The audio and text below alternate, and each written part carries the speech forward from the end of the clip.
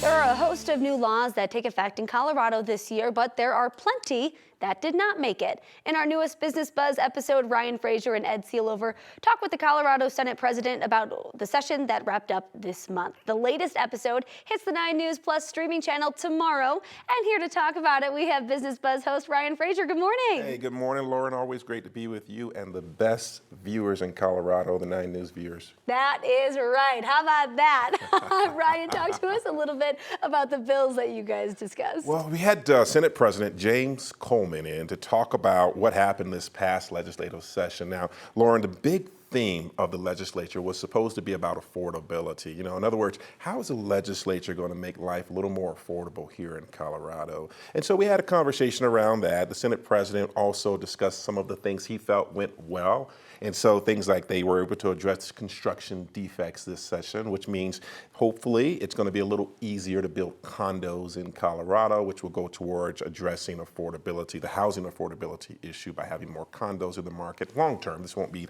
a near-term solution, but they finally did something there. He also talked about junk fees, and there was a big conversation at the legislature about ensuring that businesses, primarily they were aiming this towards landlords and the like, but they fully disclose the full cost of the product or service. So not just, you know, the base cost, but any booking fees or utility fees, and so disclosing that information. Now, I don't think anything was done around excessive fees. That's another conversation, but those were some of the successes they had down at the legislature that this session. One of the things we also discussed, though, was this balance between protecting consumers but not adding additional burden to business. And whether the legislature was effective on that or not is still out for the jury to decide. Sure. We actually have a little bit of that conversation. We want to play it for you right here. Bill 1090 by Senators Wiseman and Cutter, that's a bill that cracked down on junk fees for those additional fees that get tacked on to your order that you didn't know about until after. So a lot of great work. None of these bills are just good for business or just good for the employee or just good for the consumer. We believe these bills are good for the entire ecosystem. There you go. What were some of the other topics that you guys talked about? Gosh, you know, whenever James Coleman and I get together, we always have some great conversations. James Coleman being the Colorado Senate president.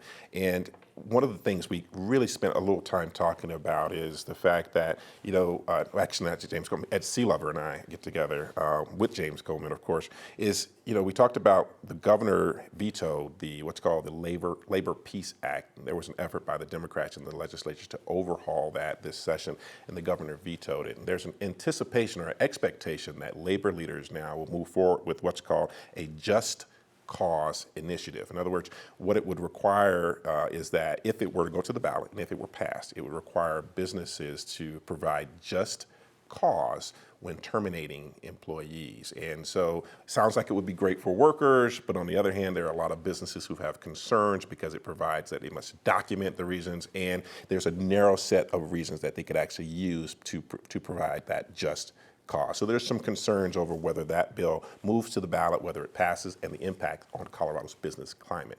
And then, Lauren, we spent some time talking about the age-old AI regulations, which can keep coming up.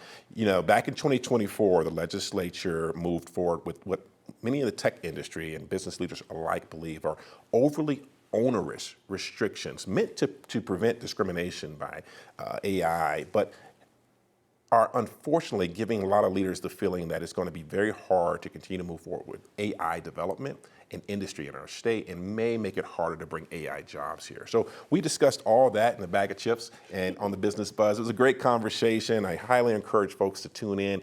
As I like to say, Lauren, we want to keep people informed, to stay engaged, and as I like to believe, get ahead of the game. Yeah, there you go.